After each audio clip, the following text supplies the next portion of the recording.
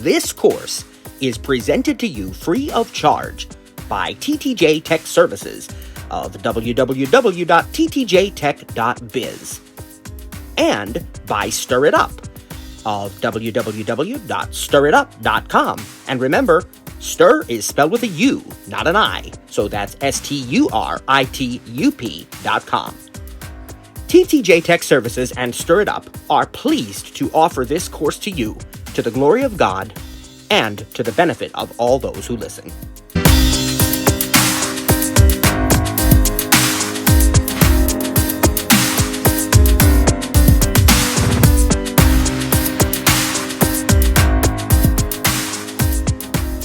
Today is a big day because we're going to talk about all things maintenance, cleaning your device, protecting your device, Apple ID, all this good stuff. So let's get through the physical stuff first, right? Get that over with. When we talk about device maintenance, some basic things. The standard procedure for cleaning an iPhone or even AirPods and things of that nature and other Apple devices is to take a soft, dry cloth and wipe the device thoroughly with that. Front, back, ports, sides, everything like that. That's the first thing. Soft, dry cloth. Most common way you're going to clean your device. Now, what if you feel you need a little bit more? What if maybe there's a spot on it or you are concerned about maybe sanitizing it, something of that nature? Well, Apple has said that it is okay to use a Clorox wipe to clean your iPhone. Those things are very good. They're very well respected, and they do work on the iPhone. However, for those who are familiar with the Clorox wipes, when you get them out, they're pretty wet. And so what Apple asks you to do, and what we recommend, is wring them out first.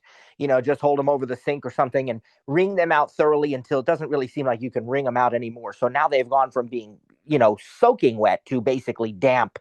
And then you can use that Clorox wipe on your device. Now, when you're going to do that, we recommend you have the device turned off. Okay.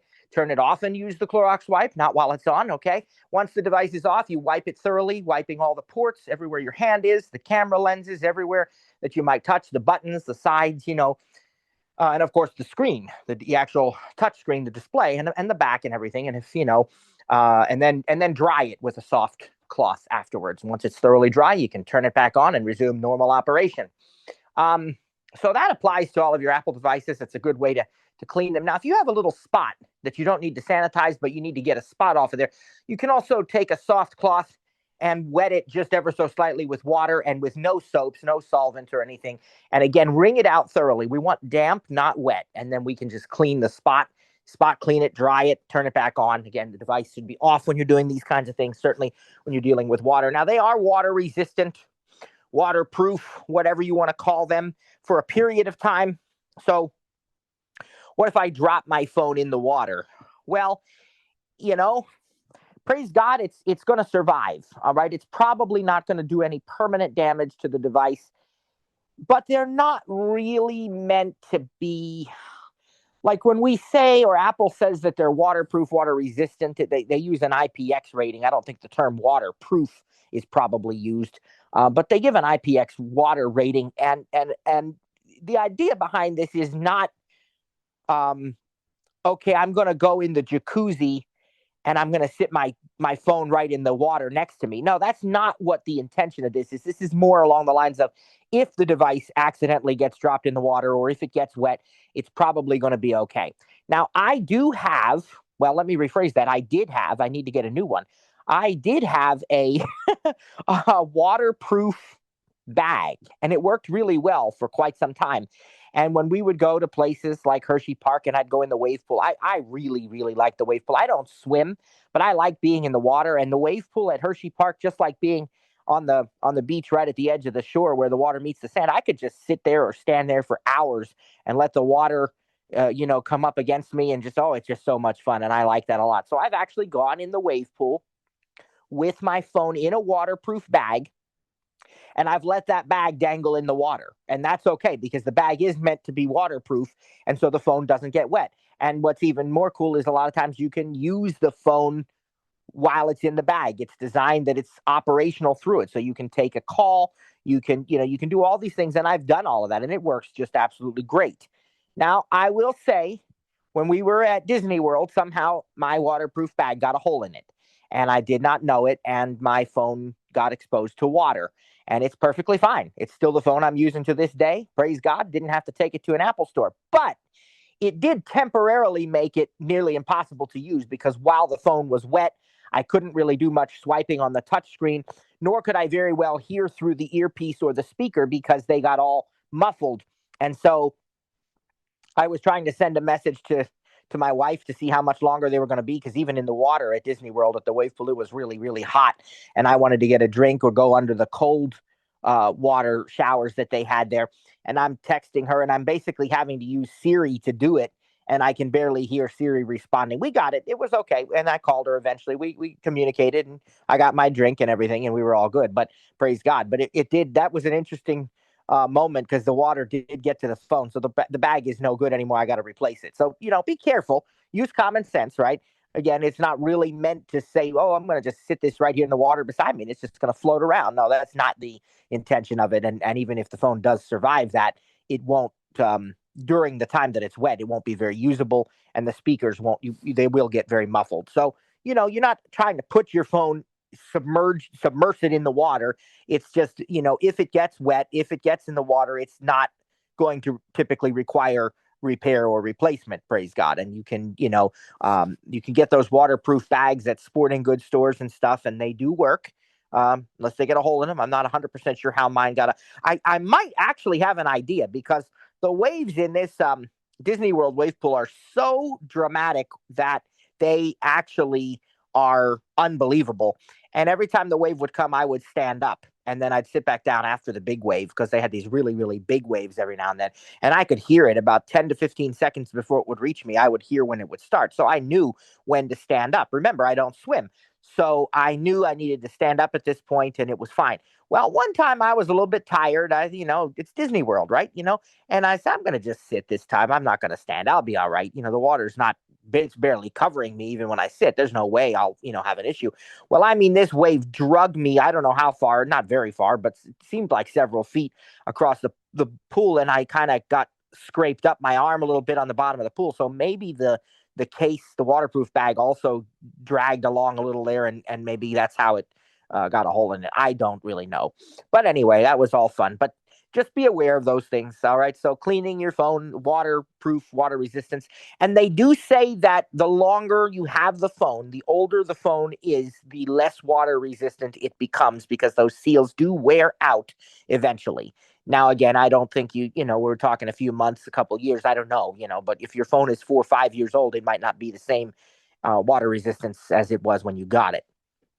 All right, so that's the physical aspect of cleaning the phone. Let's talk about the battery on the phone a little bit. The batteries are designed to be very, very adaptive, very flexible. You're supposed to have very little thought put into the batteries, okay? Gone are the days when we have to make sure we fully discharge our battery or where we have to make sure this or that. Okay. The idea of this technology is you're not supposed to have to worry about it. And I truly don't. Just plug it in when you need to, unplug it when you don't. It's not a big deal. But if you really do care about maximizing the life of your battery, one thing that is recommended is that you charge your phone sooner rather than later. That is, charge your phone when it's above 50%, preferably 80% or lower. Anything under 80%, you can charge it. And if you charge it while it's above 50%, it's only a half a cycle. So batteries have a certain a cycle count, number of times they can be fully discharged and fully recharged. And if you charge it at 50% instead of 0%, it's like it's half of a cycle. Okay. So it will extend the life of your battery. It's not a safety thing or anything. I have discharged my battery to 0% sometimes because I'll just forget. But it's not a big deal. But if you want to maximize that life. Now, there are some people who really go crazy on this stuff. I don't mean the person's crazy. Please, I didn't mean it that way. But in other words, they're just over the top, in my opinion. Like, they'll make sure that they always keep their brightness at a really low level because they don't need it anyway, which is understandable. And then they check this and they check that and they close this app and they do this and they do all these things. And I just don't, to me, that sort of defeats the purpose of the ease of use and the simplicity of the iPhone. If it's going to add that extra hassle, to me, that's just too much extra hassle. And so I don't do that. I just use the battery. But if you were going somewhere that you really needed to be sure, and it was really funny, and I didn't say anything to him because, he's my dad, and he wouldn't have been mad if I had said something. It would have been sort of humorous, but I didn't say anything anyway. He just bought the Apple Watch Ultra, which, if you know anything about the Apple Watch Ultra, it's really designed for people who are scuba diving, mountain climbing, journeying through the Antarctic desert. My dad does none of those. And I don't mean that as an insult, but he just doesn't. That's not his lifestyle. And so he bought this Ultra, and he and my mom were having a sort of playful disagreement about the fact that he bought the Ultra when he really didn't need to. He got it on a discount. I had suggested the Series 9, and I knew he was going to get that Ultra, but he did. And so then when she found out that he got the Ultra and everything, and we were talking about this, and he went on and on about, well, what's so good is the battery in the Ultra. The battery in the Ultra is much longer lasting than on the Series 9. He's like, I haven't had to charge my watch for 3 days. And what I wanted to say to him was, which would be helpful if you were out in the middle of the desert somewhere. But considering that 99.9% of the time in your past 3 days have been spent in the house, probably a handful of feet away from the charger, it probably wasn't a big deal to get the Ultra. But that's personal preference. It was all a joke. It wasn't anything. But my point is, you have to determine your own situation. For me, it's rare that if I know that I'm going to be out a while, I try to make sure my phone is charged up to 100%. Most of the time, the places we go, we are near chargers, or we are in the car, which has chargers, or we're going to be back soon, So just try to be aware of these things. And if you do need to manage extra battery power, you can turn your brightness down. That is a big help. Don't use the screen curtain. I mean, you can use screen curtain if you want to, but it's not. Don't think that you're saving battery by using screen curtain, because it's not actually turning the screen off. It's just it's projecting black from the screen. So it's still using the screen. So if you want to save battery power, turn the brightness down. That's the real way to do that. And don't rely on the app switcher as a means to save battery. In fact, don't force quit your apps unless they're misbehaving. I'm pretty sure we talked about that before, but I want to reiterate that.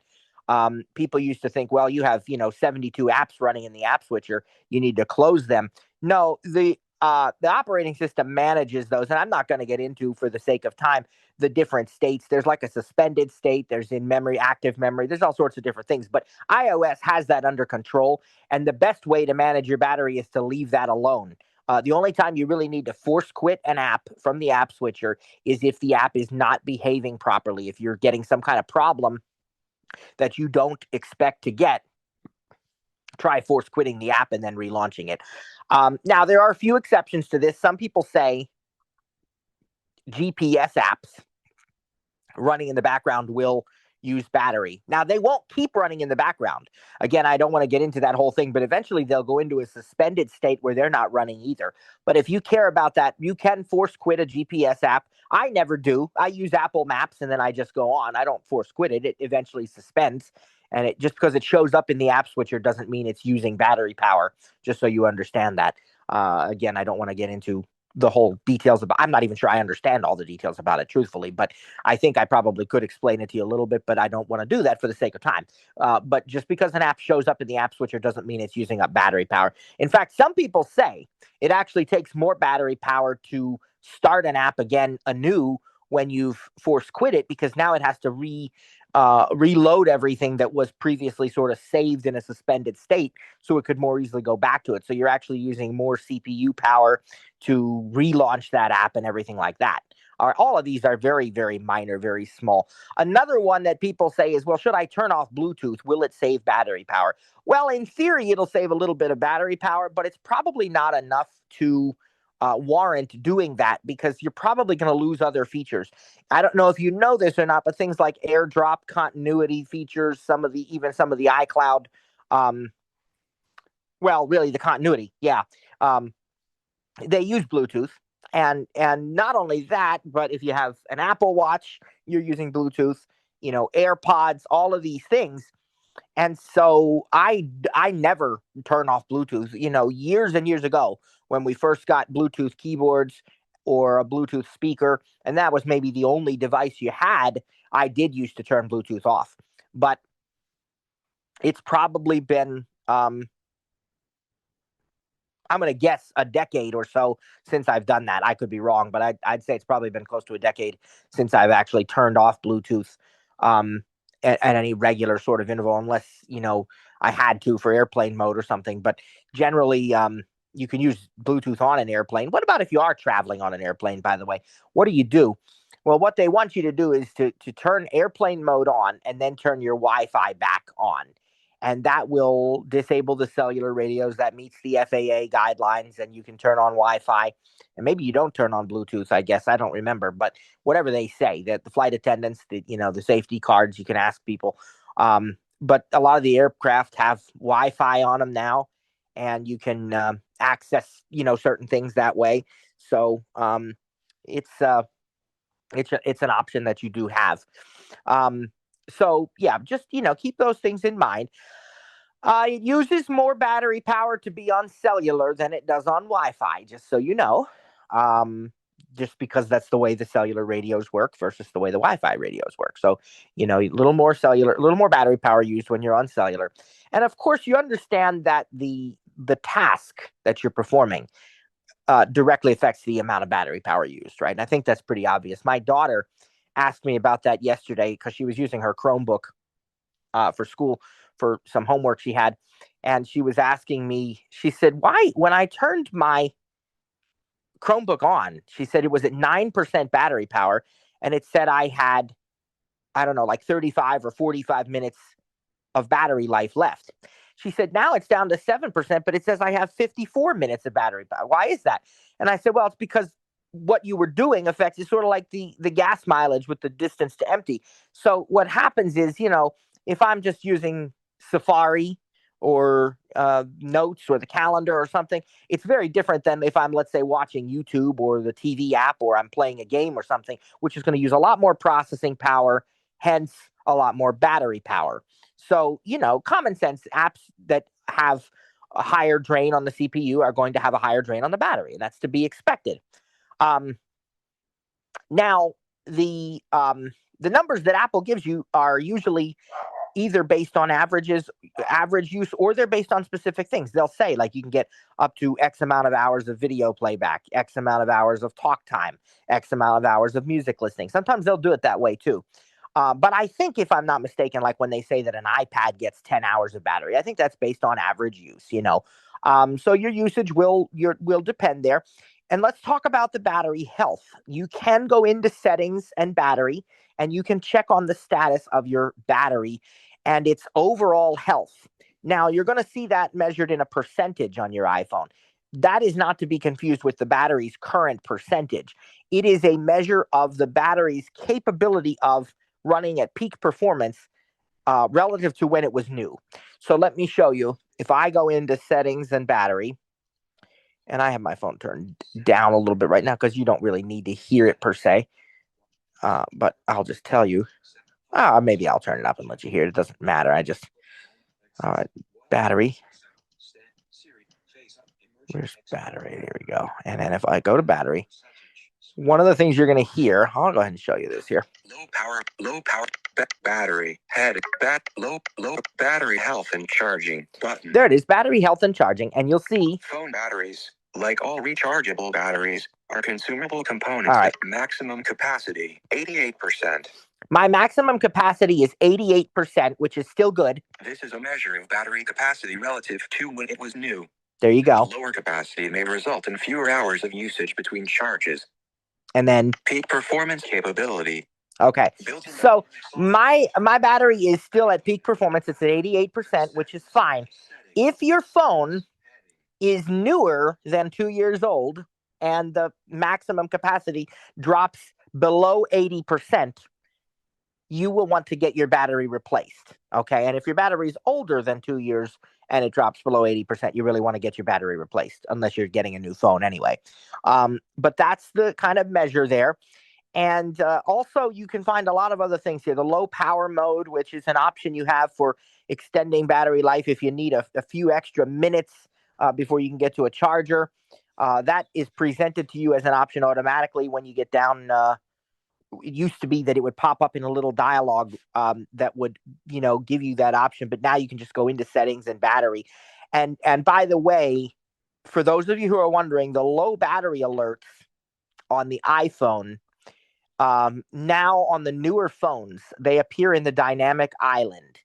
And let's just say you will like 17.2, which is probably coming out, I would guess, tomorrow or the day after, if I had to guess. So you'll like that. That's all I'm going to say. But yeah, the battery status appears there. And if you want to turn low power mode on, you can add that to the control center as well. You don't have to wait for a low battery to turn on low power mode, but I don't recommend using it all the time. Use it if you need it. And then you charge your battery, and you're fine. There's also optimized battery charging, which will delay charging for the last little bit based on your behavior. If you keep your phone plugged in all night, it won't maybe charge the last 10 or 20% until, an hour before you usually get up and unplug the phone. So that is preserving battery life and helping to extend battery life as well. Is it okay to leave my phone plugged in? The answer is yes. There's all kinds of circuitry, all kinds of overcharge protection, all sorts of stuff. This is not something where you need to worry about that. Okay. Not going to hurt anything. And if you go into settings and battery and you keep scrolling down, you're going to find other options too. And you're going to find a whole graph of battery usage per app and per day. And you can really see what apps it thinks are using the most battery and so forth. So you can learn a lot about your battery from this section. If you've just gotten a new phone or you've just updated your iOS version, don't be alarmed or surprised if you are using more battery life than normal. Okay. And I would give it as much as 2 weeks before you really start to measure that. Because, first of all, when you get a new device or a new iOS version, I'm convinced that most people spend more time playing with the device than they normally would. And sometimes you don't even think about it, but you're using it a lot more. You're setting stuff up or you're checking things out. That's going to use more battery. Secondly, there's all kinds of stuff that happens under the hood, even when it says that the phone is set up or that iOS has been successfully updated. There's things that happen, indexing and so forth, that's going on behind the scenes while you're using your device that will use more battery life than normal. So as I say, just give it a couple of weeks before you really start to measure how much battery is being used on your phone at any given time, okay, after an update or a new phone replacement. And, if you know that there are critical tasks going on, you want to keep your phone plugged in for backups. We're going to talk about backups in a moment anyway. Just, be aware of that. All right. So let's actually move on and let's talk about backups. Backups are the next thing that I really want to cover here. It is possible to back up everything on your phone to iCloud. And that is what we recommend. You can still back up to a computer. We don't recommend that. Some people do, but we tend to think the iCloud backups are the best. You get the most freedom there. So let's talk about these backups, how to do them, what's included, and so on. First of all, how to do your backups. Your backups will automatically occur when 3 conditions are met. You are on Wi-Fi, your phone is locked or asleep, in other words, the screen is locked, and you are plugged in to electrical power. If you don't know for sure if the automatic backup is turned on, you can go to Settings, Your Name, iCloud, and Device Backups. Again, that's Settings, Your Name. First thing at the top there after the search and dictate, where it says your name, iCloud, and Device Backups. And you can make sure that it's turned on to backup automatically. And if it is, as I said, when those 3 conditions are met, it will do a device backup daily. Now, under that same section where we are there in settings, you can also force a manual backup right now. Okay. So you can always do that. So you'll get backups every day as long as that's turned on, which we recommend. Now, what is included in the backup and what is not? Anything, and this is something a lot of people I've found don't understand, and then they panic. Anything that is already being synced to iCloud is not included in the backup because it does not need to be. So people say, oh, my backup includes my calendar events and my reminders. No, it does not. Why? Because they're already in iCloud. Well, my backup includes my photos. Not necessarily. Not if you're using iCloud Photo Library, which we highly recommend that you do. Well, my backup includes all of my documents. No, it probably doesn't, because they're probably, if you took a TTJ class and you followed our instructions, you're probably saving them to iCloud Drive. We don't need to back up iCloud Drive to iCloud because it's already iCloud. Okay. So my backup includes all of the apps that I purchased and all the music and movies that I purchased. No, it doesn't, because they're already in iCloud. Okay. They're already in the App Store. You have access to them through iCloud. You don't need them to be. So now, after all that, what is actually included in an iCloud backup? Well, first of all your settings, the way that you have configured your iPhone, your voiceover settings, your rotor settings, your Safari settings, your sound settings, your screensaver, your custom wallpapers and screen lock screens and widgets and everything else, the way you've laid them out, that's all included. Your home screen layout, if you've made folders, if you've organized your apps differently than they were organized by default, that's all included. Sometimes local files that were not synced to iCloud, that depends on the app, but oftentimes local files might be included. And then also, the apps that you downloaded from the App Store are not actually backed up to iCloud exactly, but their icons are. And so they'll be re-downloaded from the App Store automatically after you restore from a backup. Okay. So essentially your apps are kind of included, but not really. But they'll be re-downloaded for you as long as they can be. Now, am I going to automatically be signed into all of my stuff? That depends. If you're signed in with an Apple ID, any of your iCloud stuff, yes, you will be automatically signed in. If it is third party, it just kind of depends. So if you are using the same device, let's say you have a device and for some reason you feel the need to restore that device, factory reset, erase all, and then restore from a backup, you will probably be signed in automatically to the vast majority of your apps, even your third-party ones. Probably. If you get a new device and you restore that device from a backup, it is less likely, though not completely out of the question, but it is less likely that you will be signed into your third-party apps. It may be that you're going to spend some time signing back into the apps after you, after you finish the restore, the next time you open the app. And some people will just take that as it comes. I prefer to do it right away. So when I need an app, I'm already signed in. I like to get it done, but it's personal preference there.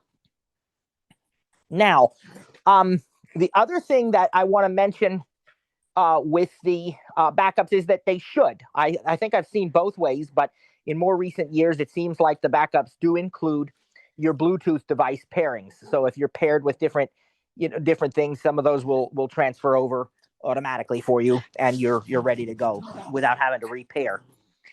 And my puppy is just wanting some attention, so you will hear her playing here while we continue.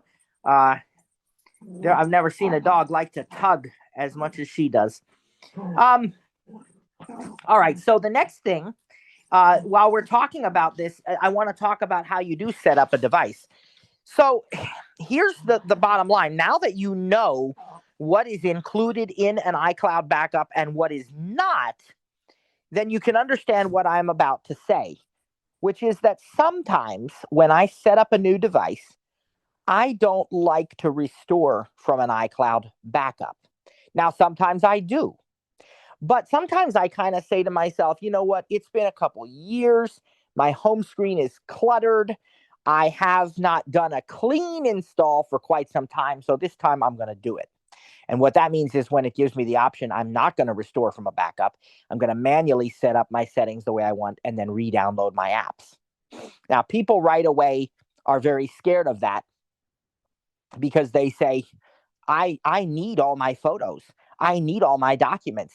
I need all my purchased TV shows. Yeah, and you're going to have them even without restoring from a backup, because the backup does not include those things. Those things are there simply because you sign into iCloud with a proper Apple ID and password. And as long as you do that, you will have access to those things, even if you do not restore from a backup.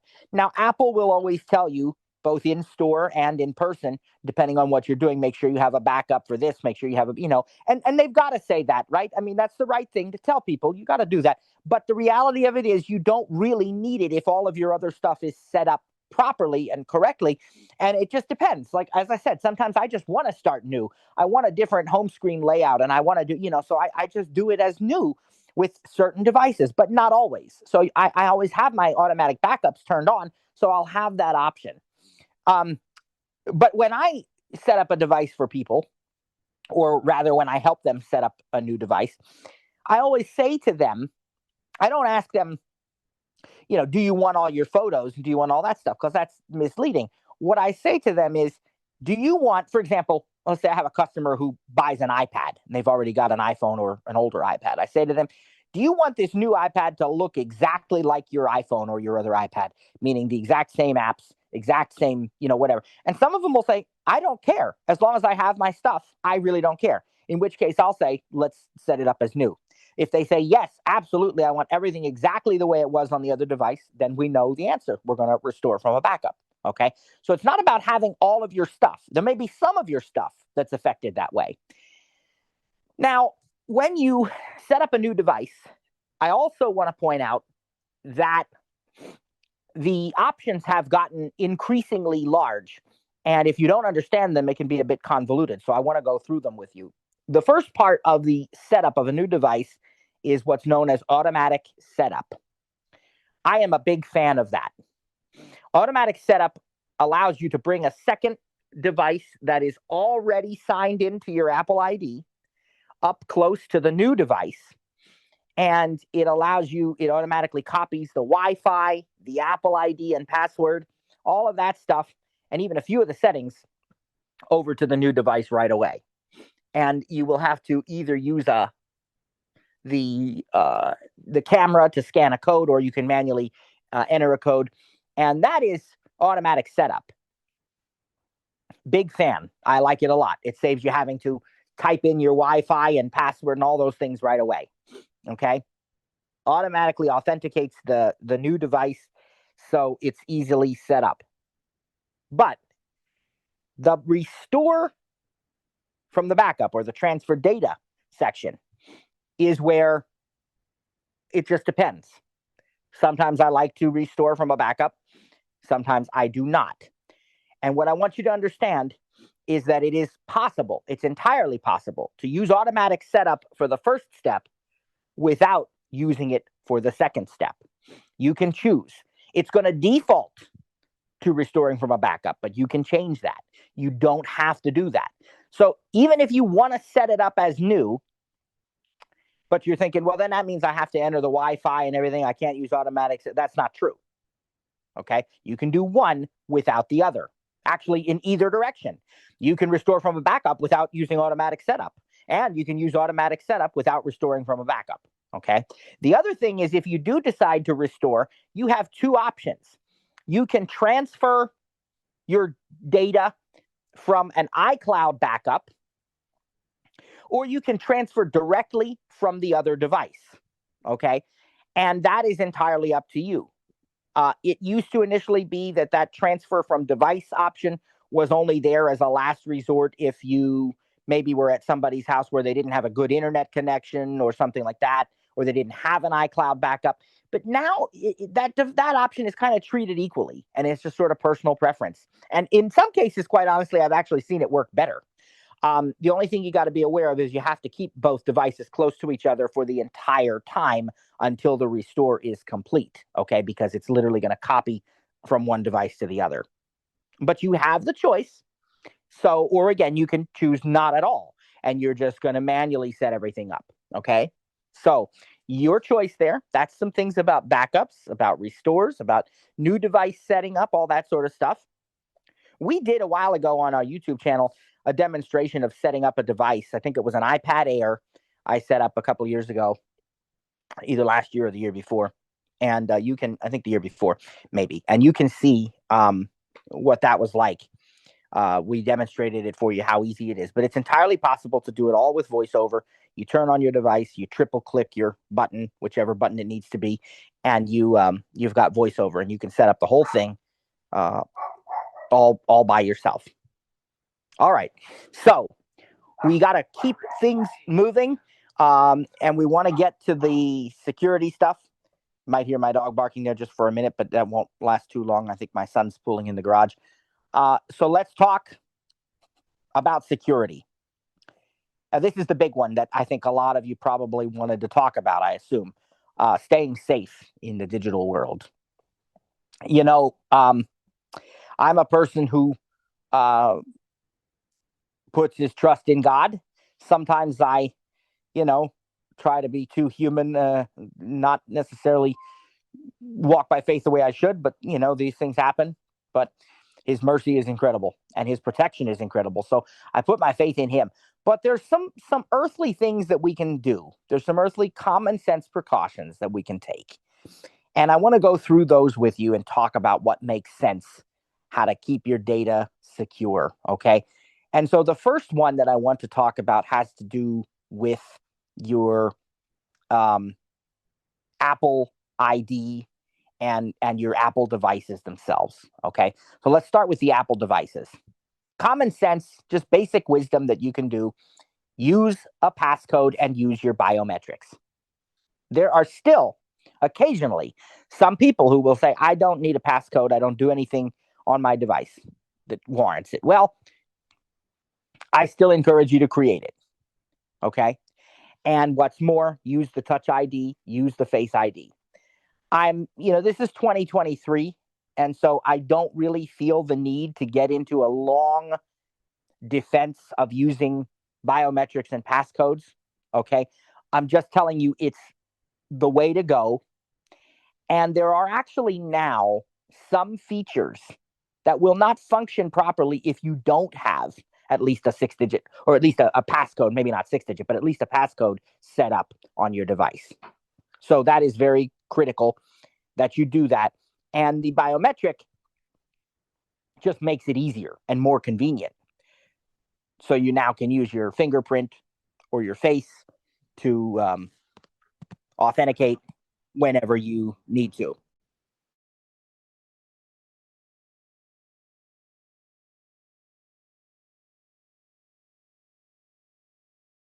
Want anything for now? Okay, let me know. I'm just saying hello to my son there. All right, so use your biometrics, use a passcode. Let's talk about your Apple ID. First of all, make sure you use a strong password for your Apple ID. And this is going to be a recurring topic when we talk about third-party passwords. But starting out with your Apple ID, use a strong password. Apple has kind of made it so that you have to. I don't know what their requirements are, uppercase, lowercase, number, symbol, and a minimum of, I don't know if it's 8 or how many characters it has to be now.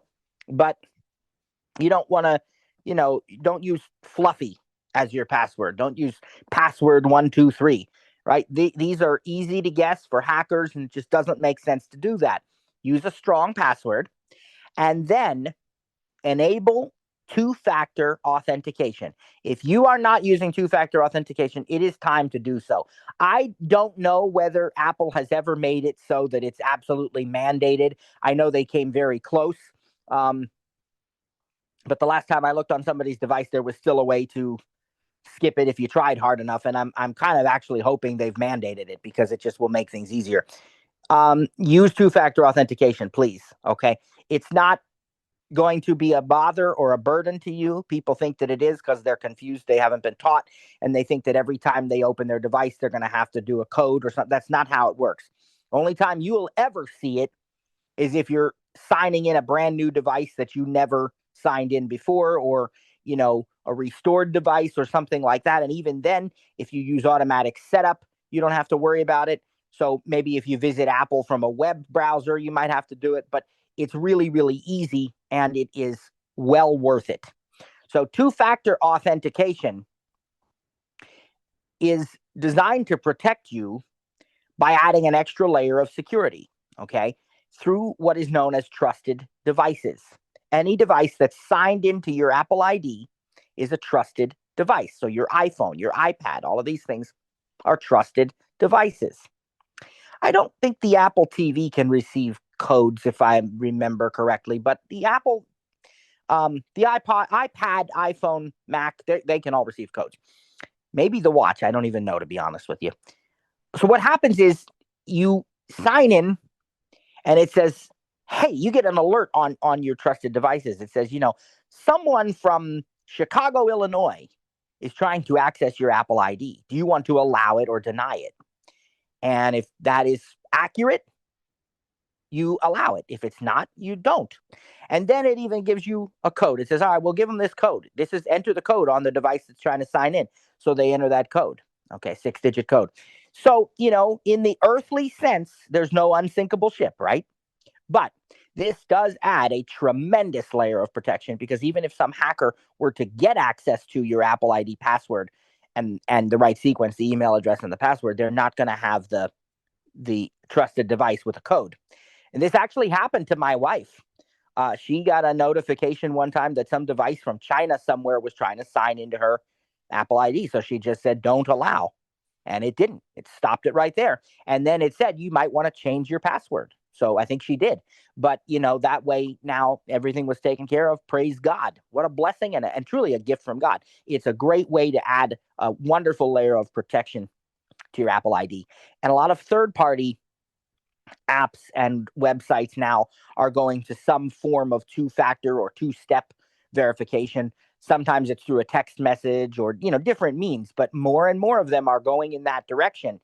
And I think it's important to do that. So I want to talk, while we're talking about passwords and authentication and two-factor, I want to cover some things here, and then we'll come back to the Apple protections, because there's a few more things that we can look at then as well. But let's just talk about passwords a little more, right? First of all, it is a really good idea to use a different password for each app or website that you log into. That was the antithesis of what we all wanted to do when we were growing up, right? If you were like me growing up in the 90s and early 2000s, when passwords were really just coming of age, to the degree that they are, because more and more people using websites and logins and, all these things. And what you wanted to do was make it as easy as you could and make it the same password for everything so you wouldn't forget your password, right?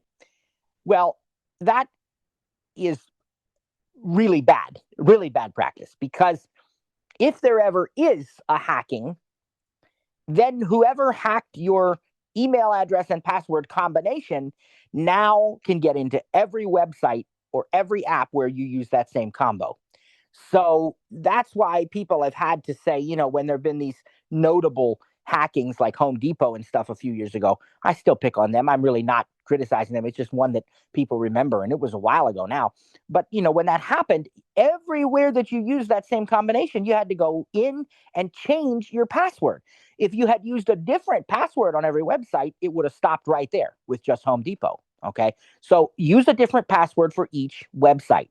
Now, this is where we recommend iCloud Keychain. And we've already taught you about Keychain, how it keeps track of your passwords, how it can create strong passwords for you, how it can notify you if your password has been found in a data leak. So be vigilant. Use Keychain and pay attention to the warnings, if any, that you get from Keychain. Let it create your passwords for you. Let it store and sync your passwords for you. That way you don't have to worry about this. And you just know that your passwords are secure. All right. We're talking military grade encryption here. This is a good thing. So let Keychain do the work for you. I can honestly tell you there's probably dozens of passwords that I don't even have a clue what they are. I just don't know. Okay. Because Keychain created them. So that is very important. Use a different password, use a strong password for each site, and preferably use Keychain to manage it, to manage all of them. Okay. Now, I also want to talk about some alternative ways that you can sign in nowadays, okay? But before I do that, I want to say, if a third-party website or app supports two-step verification, I highly, highly encourage you to enable it, okay? And how will it work on a third party? Well, it just depends. Some of them are using other devices that have the same app. Like, for example, if you are a Comcast Xfinity customer, the Xfinity app that you use to manage your Wi-Fi and your Xfinity Mobile and all these other things, that actually receives secure authentication requests. So if I sign in on a website or another device, it'll say somebody's trying to access your Xfinity account. It's a push notification. Google is doing that very same thing. If you sign into Google, Gmail, YouTube, Google Drive, Google Docs, it's the same thing. You're going to get a notification on your existing devices and open those apps, approve the request. Actually, Zoom does that. So lots and lots are using the app now itself, as long as you have the app installed on one device. Now, what if you don't? Or what if for some reason you didn't get the notification, something like that? Well, usually they'll still revert back to using text messages or email.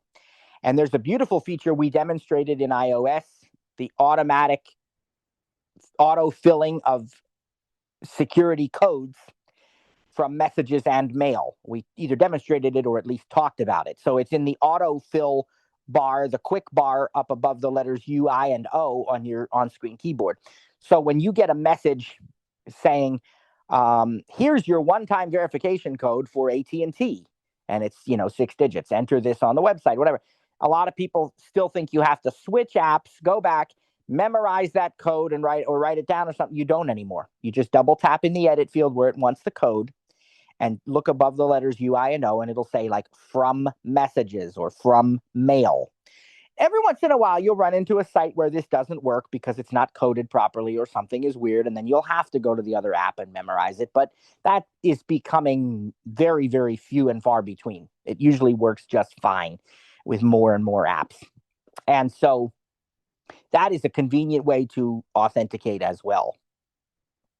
Now, I want to talk about, as I said, some other ways of signing in now, because more and more websites are getting away from passwords altogether. Now, don't get me wrong, there's still tons and tons of them out there, but more and more you're seeing, and I believe you will continue to see, a trend towards not using passwords at all. And the way this works is it could be from entering your phone number or email address, and instead of getting a password, it'll just automatically send you the code. There's a few websites I know of that do that now. You don't use a password at all. Just enter the registered email address or phone number for your account. It sends you the code, and that's how you sign in. That is really convenient. Another one is the brand new passkeys option. Amazon, PayPal, and others are allowing you to create passkeys on your Apple device using Face ID or Touch ID, and it syncs with iCloud, so any of your devices that are signed into your Apple ID can access that passkey. And instead of having to enter a password or email address and password or whatever, it just uses the passkey with your Face ID or your fingerprint, and it easily signs you in. There are instructions on the website for enabling and creating these. You can create additional ones for other users who sign into the same account. Like if you share your account, we talked about passwords before and password sharing and stuff like that. So when that's supposed to happen and when it's not. And if it is a case where multiple people share, for example, let's say the same Amazon account, they can create their own passkeys for their devices. And even if you sign in on a non-Apple device, it will prompt you on your nearby Apple device to sign in with Face ID or Touch ID. So this is really useful. In a similar fashion, sign in with Apple is another great option that allows you to use your Apple ID to sign in. And even if you're not using an Apple device, it's still, used, which is sort of like sign in with Facebook or Google or whatever they have, similar kinds of things there that allow you to sign in. So it saves you some steps there. It uses your Apple ID and your Touch ID or Face ID. and allows you to actually have your communications routed through a randomized email address, even if you want to. So that's another option as well. We talked about the random emails, I think, before, that you could create one anytime you want. But Sign In with Apple also does that. So that's a great and very useful feature as well. So when you're signing in or creating accounts, or after your account is created, you're managing your account settings, be sure to look at this kind of stuff. Sometimes you have to dig a little bit, like Google just added, I don't know when, but pretty recently added passkey support to their account. I didn't even know it, but then I found out, yes, that there is indeed passkey support. So I now use a passkey with Google. You don't have to use, the email address and password anymore, and so forth. So it's very, very convenient. I also want to point out that there are, for those people who feel they need them, there are physical security keys that you can buy, that you can sync up to your Apple ID, so that when you want to sign in to a device with your Apple ID, you put this like USB-C key into your device, and it will allow you to, sign in. If you're going to do that, I recommend buying at least 2, maybe 3, so you have a backup key if you need it. Okay. Another thing that Apple offers with its passwords and so forth is account recovery options now. If you go to settings and you go to your name and you go to sign in and security, account recovery options let you customize like who your recovery contacts are if you need to contact somebody, if you somehow can't get into your Apple ID. Or the other thing is, like, even you can create these recovery keys, digital recovery keys, like a bunch of numbers, and you can print them out and save them somewhere, and you can use them if you need to get back into your Apple ID. One of the less aggressive and probably more important options is a trusted phone number. This is found under settings and under your name and under sign in and security, and then under two-factor authentication. I told you that two-factor authentication uses your trusted devices. But if, for example, you only have one trusted device and you're replacing it or something, you might need another option to get into your Apple ID. So they require you to set up at least one trusted phone number. But I think there's a maximum, last time I checked, which has been a while, but it was 5. I think a maximum of 5 trusted phone numbers. And what you do, like, I have several set up. I have my own iPhone set up so people can, Apple can text me a code. But I also have other phone numbers. I even have, like, I have my wife. I don't know if both of my kids are in there yet, because I think when I set it up, my daughter didn't have a phone yet, but my son did, and he's older. And then there was, I think I even put my mom in there, so that, if I needed to say, hey, Mom, Apple's about to text you or call you, you can choose, Apple's going to call you with a code. I need you to give me that code. Well, that works too. So this is just another backup option just for getting into your Apple ID if you need to. So that's a very useful thing to make sure when you do set up your two-factor authentication, or if it's already been set up, it's also on our twice yearly tech checks for the gold customers. Make sure your trusted phone numbers are up to date. Always make sure you remember your Apple ID password. If no other one, remember that you remember your Apple ID password, and make sure you keep your trusted phone numbers up to date. If you've done both of those things, you should be able to access most everything else. Okay, so that's a very important step that we talked about. There is also a setting under settings, your name, and then iCloud. That's settings, your name, and then iCloud. And this is an iCloud Plus option, I do believe. At least it's in that section. I don't know if it requires a subscription or not, but it's called Advanced Data Protection. And this adds end-to-end encryption to a lot of other features that are not normally end-to-end encrypted in iCloud. So some things are already end-to-end by default. Your keychain, your passwords, your credit card information, Apple Pay, your iMessages, the conversations, all that, they're all end-to-end encrypted. But certain other things are not, like your photos and so on. Now, they're still protected with your password and your two-factor and all that, but they don't have the same high degree of end-to-end encryption. But if you enable advanced data protection, they do. So that's another thing that you can do if you feel like you want to be extra secure. You can go in there and you can turn on advanced data protection. Now, lastly, before we unmute the other instructors and then go to questions, but last thing I want to say is, the old saying, it's pretty much a cliche at this point. I don't know if there's anyone in particular credited with first saying it, but you've all heard the saying that an ounce of prevention is worth a pound of cure. And I can't stress that enough. The common sense stuff that we easily overlook is often the stuff that can get you into trouble. For example, Apple or Verizon or Comcast or Microsoft or AT&T or any other company will never contact you by email and say, oh, there's a problem with your account, your payment is declined, and you're going to have your service suspended unless you click this link and verify your card. No, that will never happen. That's not how they would do it. And if you feel that there's even a chance that it might be real, do not click on the link in the email. Do not respond to the email. Instead, even if it's a phone call, don't respond to it. Tell them, sorry, I need to, go. I'll call you back later. And then call the main number that you actually know and trust. 800 My Apple or 800 Comcast or 800 Xfinity or whatever. Use the means by which you go to the direct phone number or website for the company, the business, and get in touch with them via phone or chat or support ticket or however they ask you to do it. But follow the proper channels, because this is getting worse and worse. It used to be blatantly obvious, right, at first, but they've gotten better at it. They've gotten smarter, and now they even number spoof so it can look like a local number or a number that you maybe should recognize. And they're all bad actors, right? They're all, God loves them and he wants to restore them, but right now they're doing evil things, and they're trying to get your information, and you can fall for it because it looks real. Around April, in the United States, you'll start getting calls saying there's a problem with your income taxes. There's not. It's just designed to give enough doubt in your mind of what if maybe there's some truth to this. But if you think there may be some truth to it, hang up or delete the email and then follow the proper channels for getting in touch and inquiring, okay? Because this is not, some of them really look real. I was one time convinced that there was actually a problem with my PayPal account, but there was just enough of a check in my spirit, praise God for his Holy Spirit, what they call the inward witness. And I said, something's suspicious here. This isn't right.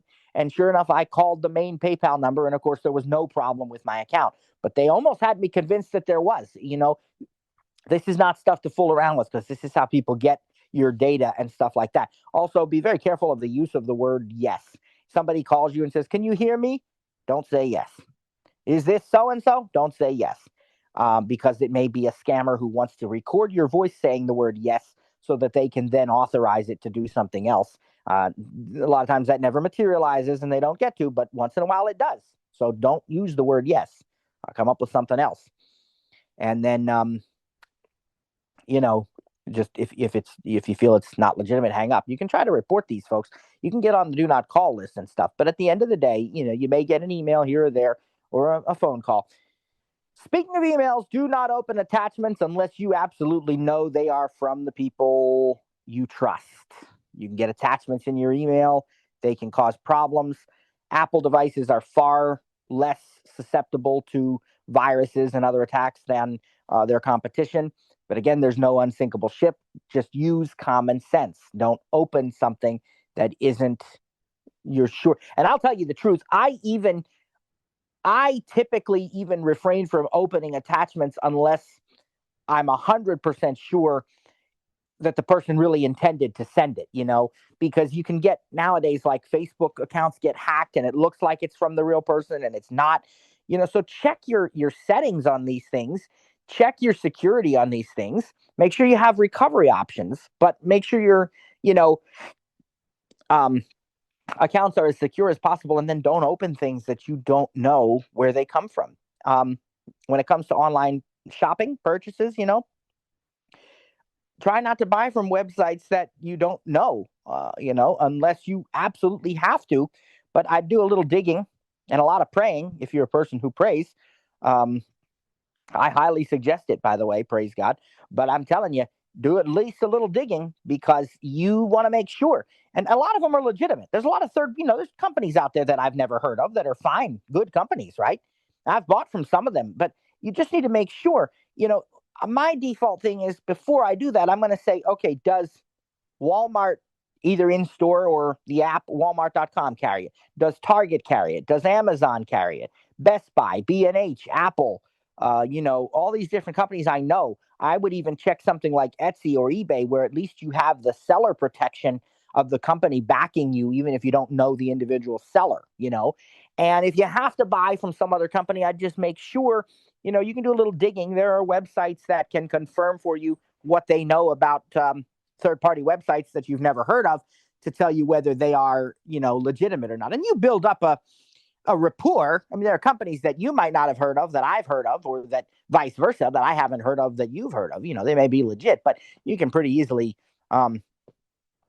determine that. So those are some pointers for you, some tips. One of the things, because it was the last thing you're talking about, is, security breaches and, telephone calls, texts, emails, all that are phishing. One of the ways to catch it is also because they're misspelled.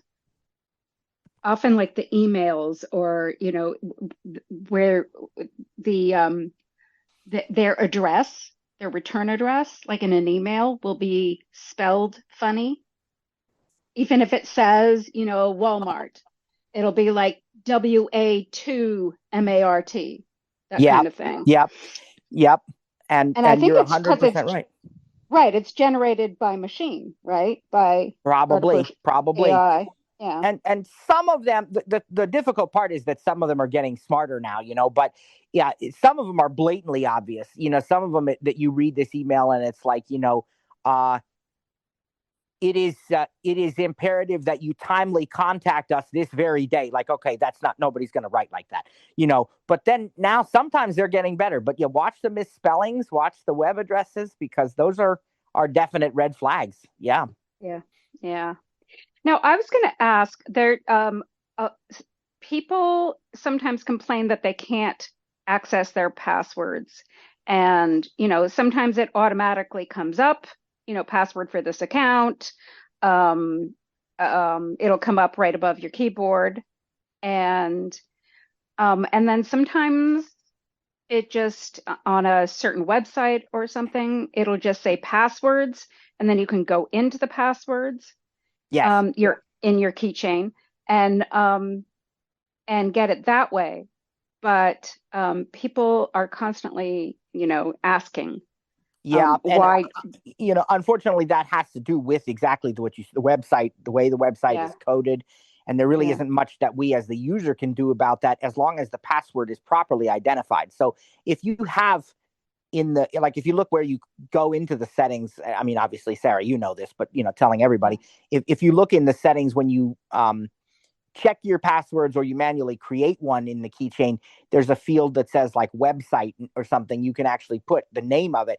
So if you have like google.com, as long as Safari can identify that as google.com, it will suggest the Google password for you. But sometimes, either because the label is wrong or the website is not clearly stated, it can't identify what website it is. And that's when it brings up the list of the passwords and you have to pick one. Very rarely have I seen a case where it doesn't recognize that it's a password field at all. Typically you'll be able to do it one way or another, but it might be that you have to scroll through or search and find the correct one. And then, of course, in the easiest cases, which I really like, are the ones like you said, Sarah, where it automatically gives you the correct one and saves you, a couple of steps there. Well, another thing, there are some cool things like in settings I forgot to mention this, under settings and your name, and I think it's under sign in and security.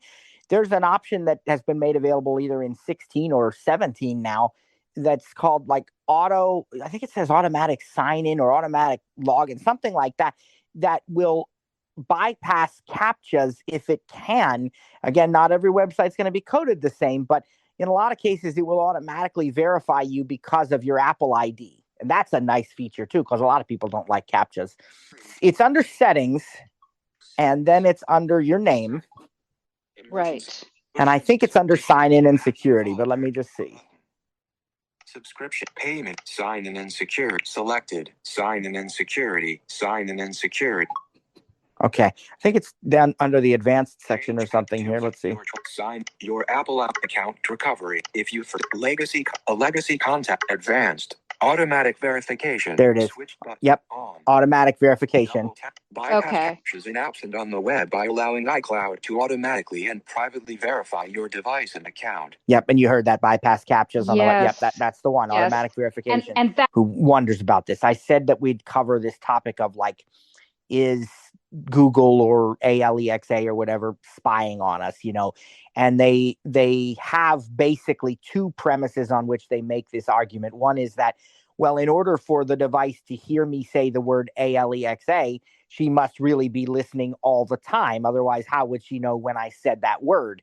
And the second premise of it is based on experience. Like people will, you know, they'll talk about a barbecue grill or something, and all of a sudden it shows up in a, you know, a search or something like that, which sometimes it's a weird Yes. coincidence. But there are a couple of things that I'll say. One is that when it comes to those searches, there are connections and there is shared advertising, and Google is very big on it. So, you know, if you Google best charcoal grill, don't be surprised if your Facebook or your Amazon next time shows you those recommendations, because they do track your advertising. That's why those settings in the apps now that say ask app not to track, then they can't share that with third party, you know, but some of them still do it.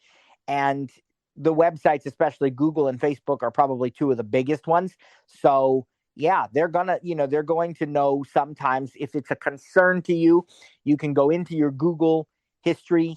You can go into, I don't know what Facebook has, but you can definitely go into your Google history and delete things. It's not easy to find. You got to go sign into your account. And, you know, certainly you can do like private browsing, but private browsing is more about what shows up in Safari. Just keep, you know, all of your settings. Make sure you're not, anytime you can disable tracking if that matters to you. And certainly the other thing with that is that there is, if you use Google itself, like they have incognito mode and so on. But again, they kind of say right in their terms that we're going to, you know, have some of your information. I mean, so here's the bottom line. And the smart speaker thing, the Alexa or whatever. Okay, so I'll tell you this, some of you might not believe me, but this is the best information we have. Yes, the devices have to listen in order to know when you say the wake word. That's a common sense thing that somebody figured out, and it makes sense. But what happens is, unless they hear the wake word, they're basically deleting everything that they hear, just throwing it out immediately. I don't know if it's like every 0.8 seconds or 0.3, I don't know how, but it's basically instantly. They're immediately just purging that data. They don't keep it until you say the wake word. Then they listen until they're supposed to stop listening. So that is how that works. And all I can say to you, you know, at the end of the day, we live in a connected world. Okay. We live in a connected world. Prior to that, I don't think things were as disconnected as people claim they were. I mean, maybe back in the 17 and 1800s when there weren't even telephones in the early part, or, you know, anything like that. I mean, I guess maybe a carrier pigeon or a Pony Express or something. But I mean, yeah, that might have been a more disconnected time. But anything in modern history, I don't think it's been as disconnected as we like to think it was, because with television, radio, newspaper, cars that people could drive, people could find things if they really wanted to, I think, for the most part. Certainly, I will admit that the internet and, you know, the age of smart everything has made that far, far deeper, and the connection is far greater, and the distance is far less. But I think at the end of the day, you've got to decide, if you're a person who believes in God, trust God, regardless, you've got to make the decision, is this worth what it means? Is the convenience of it, is being able to do it, and recognize the fact that even if you aren't using these devices, there's enough stuff out there that is still able to see you, that you pretty much would have to build a cabin in the woods somewhere and go off the grid if you truly didn't want to be at all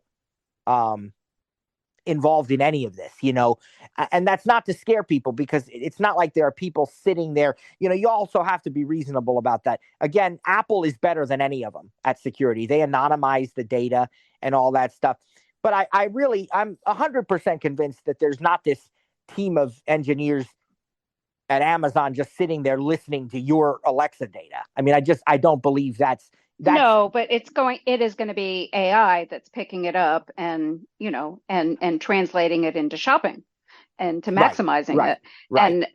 And you're absolutely right. Like anything we put online is we're already there. We're already giving our information out there. And even like you're saying, when you say yes, where are you using that? Yeah. Right. So I think it's designed to be convenient. I think it's designed to be helpful. I think it's designed to improve your life, not to hurt it. I don't think it's intended to be malicious, but there is data out there. There's no question about it. And yeah, as you said, Sarah, like the shopping, I mean, that every now and then I'll find something. Like I actually like when they recommend stuff to me. Now, 9 times out of 10, I delete those emails, or if they're ads, I ignore them. But every once in a while I find something that I say, yeah, they actually got it right. I'm glad that I now know about this because I didn't before, So yeah, it's if you want more information about any of this, you can let us know during the Q&A here. I'm in account recovery. If you forget your password or device passcode. If you forget your password or device passcode, there's options that you have for recovery. What are they talking about there? So that's where I was saying, like, you can do 2 different things that I'm aware of. You can designate a recovery contact, spouse, child, parent, whatever, that can get you back into your account, or at least get you to a place where you can reset your password. They can't access your data, but they can get you back to that point if you would be completely locked out. So how would that work? Let's say I give my wife's phone number for that. So then I have to, get in my data. I can't. So how does that work? To the best of my remembrance, now it's been a little bit since I read up on this, but when it was introduced, but to the best of my remembrance, when you designate an account recovery contact, it sends them a message or what have you, allowing them to either accept or decline that role, first of all. And then once they are an account recovery contact, if you would ever be in a situation and you would say forgot password or whatever you would say, it would give you the option of contacting them. And I think it actually maybe sends them a link then, and that they have to get a code and call you with it or something like that. There's a couple of steps, but it kind of will walk you through it. The other option under that account recovery section is to create a recovery key, which is like a 16-digit number or something. Maybe it's even 20 digits. I forget how many it is. And then you can save it. And depending on just how far you want to go with it, you can save it in your notes. But of course, if you're completely locked out of your Apple ID, you don't have your notes either. So some people would also print it out. Some people would laminate it, safety deposit, but whatever. But I mean, it's just another way. In the unlikely event of something like that, you'd have that other layer of something else you may want to talk about too is legacy contact. Yes. So that is definitely an interesting feature, which we did not talk about, mainly because it wasn't directly related to the staying safe and so on. But since you brought it up, which is a good thing, it is also under that same place there, under your name and so forth. And what he's talking about, folks, is that it took a while for this because all this stuff is new, and so over time people realized, at some point we're going to actually sort of cross generations. And while it's not maybe a pleasant thing to talk about, maybe the person who initially created the Apple ID is no longer on this earth, and then their surviving relatives need to be able to get into their account and don't have the password and so on. So you can designate legacy contacts in there, or you can serve as a legacy contact for someone else, so that you can have access to their information after their demise if you need to be able to get in there. And so, that is under settings and your name, and under sign in and security. What should a person do if their iPhone is stolen, what's the first thing they need to do?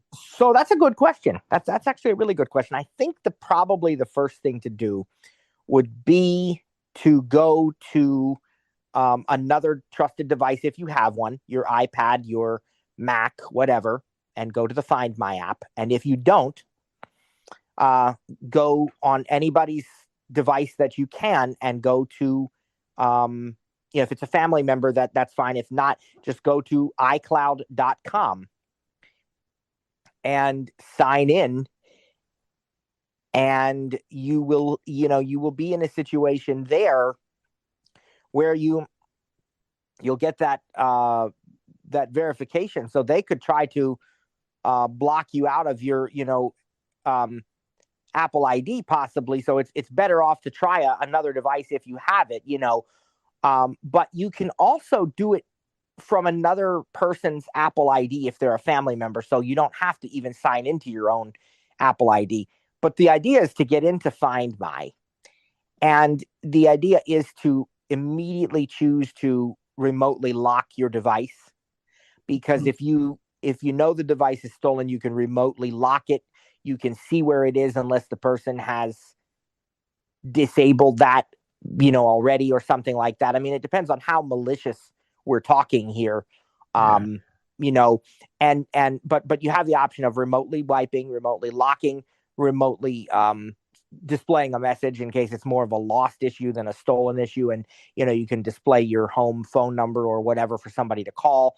And then, the other thing is to contact the carrier as well if it's an iPhone, because the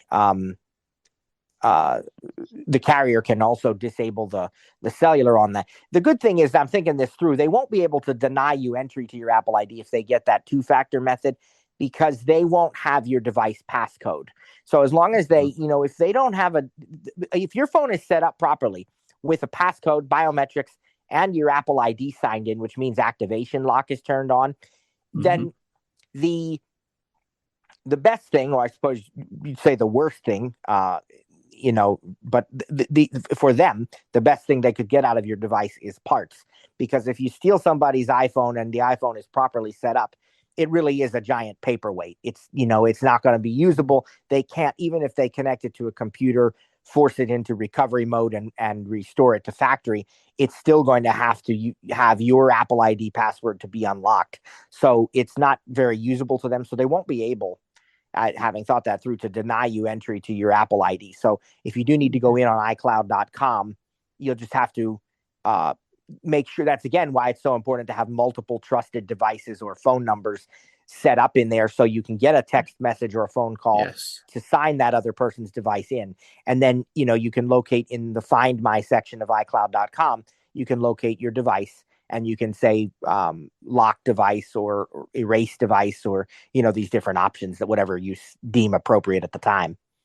Something I've been pondering recently is about battery charging. Sometimes I will it happened today, I'll plug my phone in to charge because I'm running a little low. I have it on speaker, and then I need to move to another room. And so I unplug it and plug it into the charge, in the wall in a new room. And that happened today, actually, in class. Question, each time I do that, does that count as a battery charge cycle? Well, not now. See, the part of the issue here is that my math skills are not, what somebody's like my wife would be to figure all this out. But just thinking logically about it, a cycle is defined as a complete discharge and a complete recharge. So 0 to 100 or 100 to 0. Seems to be some debate, when you research it about what to do. But if you accidentally give your iPhone a bath, and it'll work, but should you do anything to try and dry it out, or just let it dry out on its own? Because some people say, I've seen put it in rice, and I've seen don't put it in rice, and I've seen use a dryer, and I've seen don't use a dryer. Right. So, yeah, I think it depends. Rice is the kind of accepted wisdom, but any of the times, like whenever I did like the Disney World thing and I got my phone wet, I didn't do anything dramatic. And truthfully, probably by the time, because we got a second soaking that night because we got a downpour of rain that we were out in. And then probably by the time we got back to our hotel and had gotten dinner and stuff, I think the phone was pretty much dried out. I may have taken a cloth or my shirt or something and dried it. I might even have taken, I mean, you can, now obviously I'm not talking vigorously and aggressively, but you can shake your phone lightly, just like you would do the shake to undo feature or something. And, I definitely didn't put it in anything. It just kind of dried out, not hurt anything, but you could also blow something into it. I say probably if it doesn't seem to be, with just basic things, like I said, if it doesn't seem to be drying out well enough on its own as you would expect it to, I would try to contact Apple support, because whatever they tell you ought to at least be based on their documentation, if nothing else. Sometimes you get people's personal opinions in this, and it may have been something that worked for them, but may still not have been really the quote unquote right thing to do or whatever, so, and take care. We'll see you next time.